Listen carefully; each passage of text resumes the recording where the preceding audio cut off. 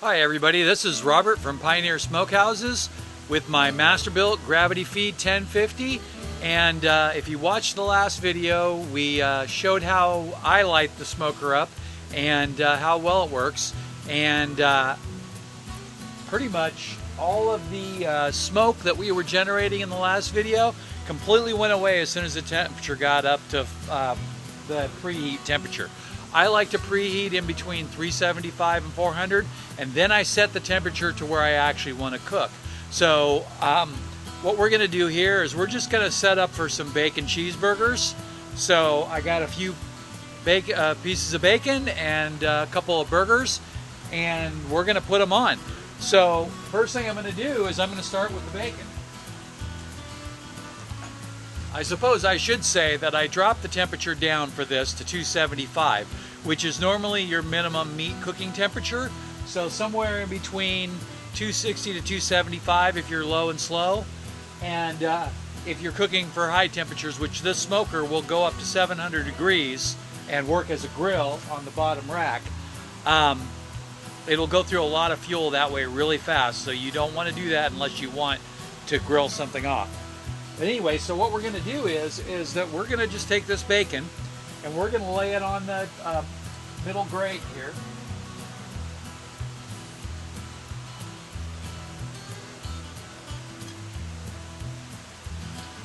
We've got 6 pieces of bacon, so 3 for each burger. Just going to get it on there.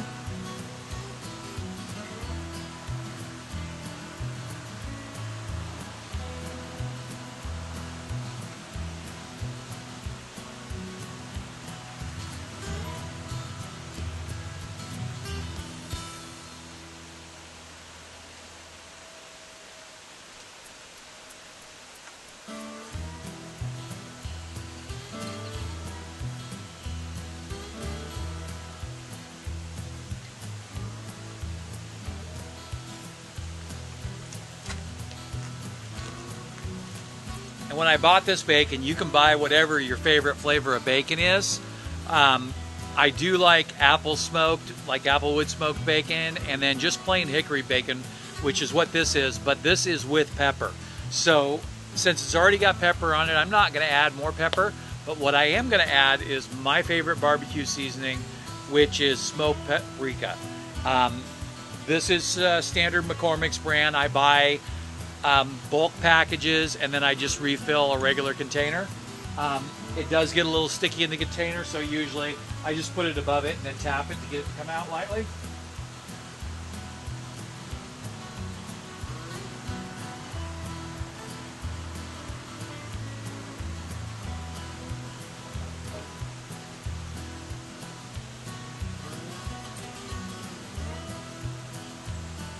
If I didn't have pepper already on this bacon, I would be adding pepper also.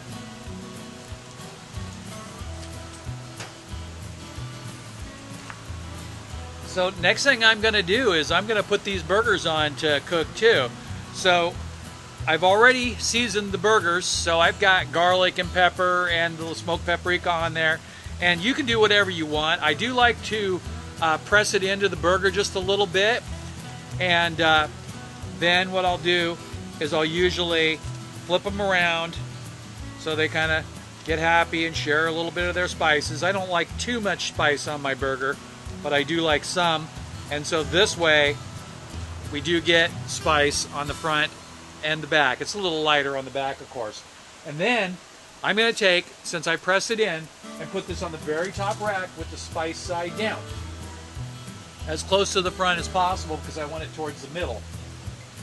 And then also, these burgers are going to drip a little bit on the bacon, which, you know, would be nice. Now, when this stuff comes down and drips, it'll drip on the heat deflector first, so some of it might burn off, but the rest of it will fall down into the collection tray, which is underneath, which is easily accessed from right here on the side over here. It just pulls right out, and then you can empty the bin out. If you need to clean the whole thing, you'll have to pull that from the back to clean the whole tray out. But just a little catch is really nice to be able to do that. And I usually try to empty that at the beginning of each smoke, and then I put a couple of drops of water in it and put it in there. And it's just my opinion that it keeps things from getting as bad if you put just a couple of drops of water. Not like filling the pan.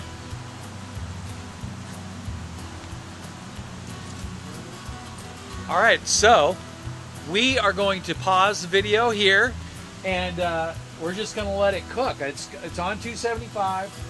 The motor's working, so we are putting circulation in, and you can feel that it's nice and warm here.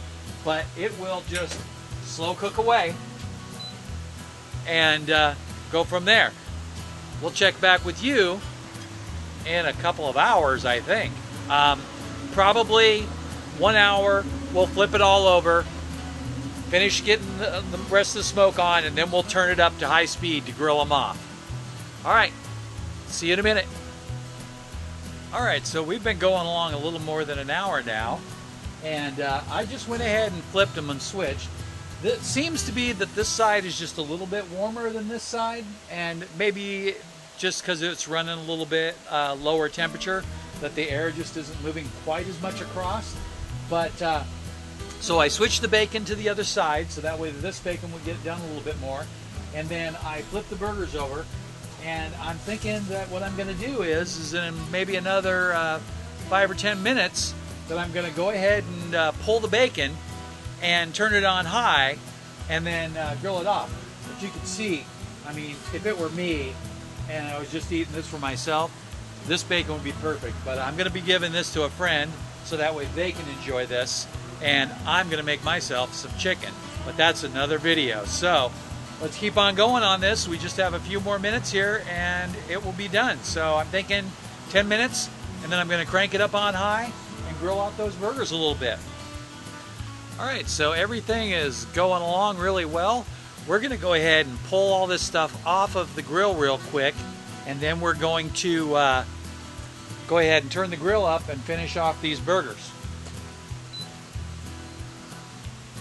I did go ahead and put the temperature probe in so I can get a good idea where we're at.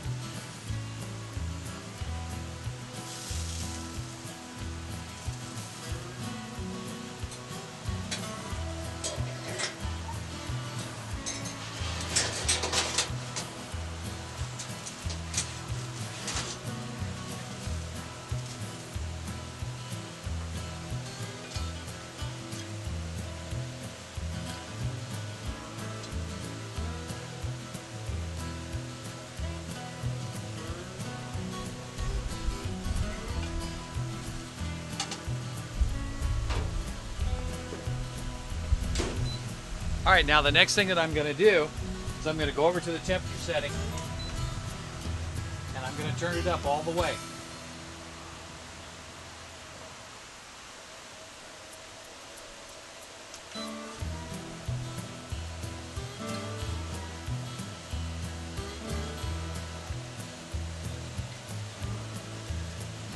It shouldn't take very long to get up to full temperature. I think that amount of time is somewhere around 5 minutes. I've brought it up pretty close just for seasoning the grill, but I haven't really seared off anything yet. But as soon as it gets up to full temperature, the grates are cast iron and they'll get really hot, and it'll make it really good for searing. So let's take a break for a couple of minutes, and as soon as it's up to temperature, we'll turn it back on and go from there.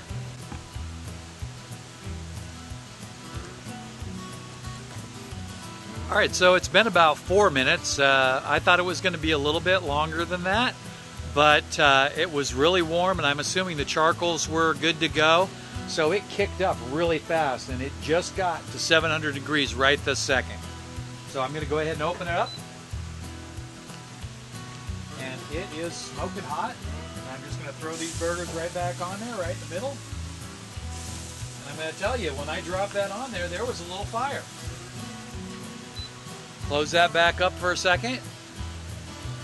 Just want to get it a little sear off. These are actually just perfectly done. I think the internal temperature was right around 150, and any more than that and it'd just be killing it. So I think I pulled them off right at about 146, and they're going to come out really nice. And the bacon is perfect. I had to sample a little bit just to make sure it was safe to eat. And yeah, it's great. The nice thing about the bacon doing it this way is that not only do you not have the mess in the kitchen, but you get just a little bit of extra added smoky flavor. The charcoal really doesn't taste like a lot of smoky stuff, but with the charcoal that's infused with the wood, it has that just that little smoke, extra smoke flavor added that the bacon already has. And like I said, it absolutely perfect. So we're gonna wait one more second here, and then I'm just gonna go ahead and flip them.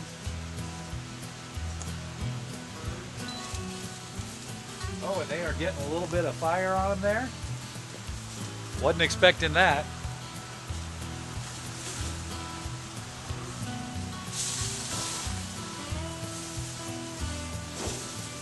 There we go. And then I'm going to go ahead and close it down for another minute, and then we're going to wrap this thing. Just like I would with a propane grill, that after I'm done with these burgers, then I'm just going to let the grill run for another couple minutes, and then I'll turn it down to low and let it slowly burn off the rest of the fuel. So there's a lot of charcoal in here, and I don't know exactly how that works out, but what I do is I'm trying to load the amount of charcoal that I will need for the cook, and then add a little bit more if necessary. So a bag of briquettes is supposed to last 8 to 10 hours, and lump charcoal is supposed to last 12 or more. But I noticed that it seems to be running a little bit faster than that, but I might be cooking a little bit higher temperature than what we're calling for. So if I were doing an all-day cook, I would add the whole bag of briquettes to it, but not doing an all-day cook, I add like a third of the bag, and then I'll go and add a little bit more as it becomes obvious that I'm going to need more. So I think I'm going to go ahead and pull those burgers off now. And you can see that, you know, there is a little bit of flame there. Now, don't do this at home, kids.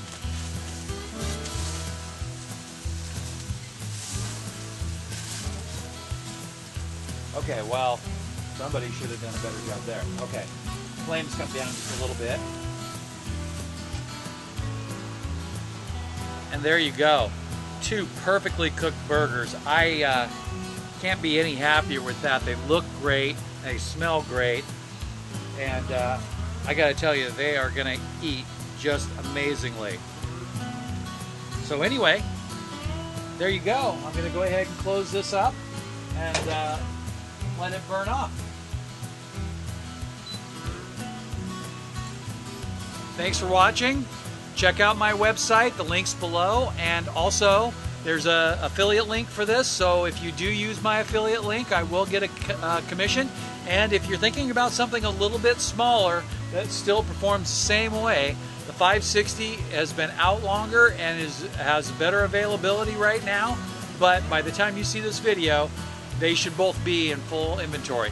So anyway, have a great day, and check out the reviews on Amazon also, because you can get a lot of information from what you read on there. Thank you for watching.